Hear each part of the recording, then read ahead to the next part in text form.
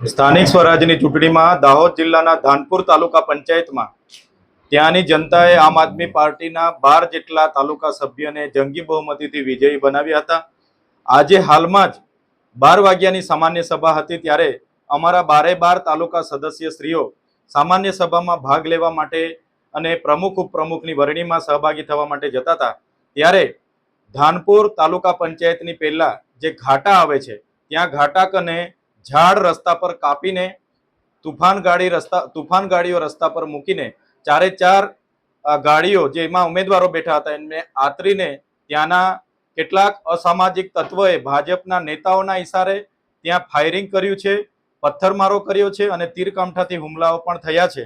જેના કારણે અમારા ઉમેદવારો હેમખેમ એમાંથી બચીને બહાર નાસીને બચ્યા છે અને પોલીસને જાણ કરી બાદમાં ડીવાયએસપી એમના કાફલા સાથે આવી અમારા ઉમેદવારોને હેમખેમ પ્રમાણે બચાવી લઈને સામાન્ય સભામાં હાલમાં જ લઈ ગયા છે અને અમારા ઉમેદવારોને ખેંચી કરવામાં પણ ઈજાઓ થઈ છે, પથ્થરમારાઓમાં પણ ઈજા થઈ છે અને 4 જેટલી ગાડીઓને નુકસાન થયું છે, જેની અમે સખત શબ્દોમાં નિંદા કરીએ છીએ। જે ભારતીય જનતા પાર્ટી 30 વર્ષથી શાસનમાં હતી, એમનો જે ભ્રષ્ટાચાર ઉજાગર ના થાય અને આવનારા દિવસોમાં પણ એમને કૌભાંડો કરવાનું મોકળું મેદાન મળે, એના માટે સત્તા પર આમ આદમી પાર્ટી ના બેસે એના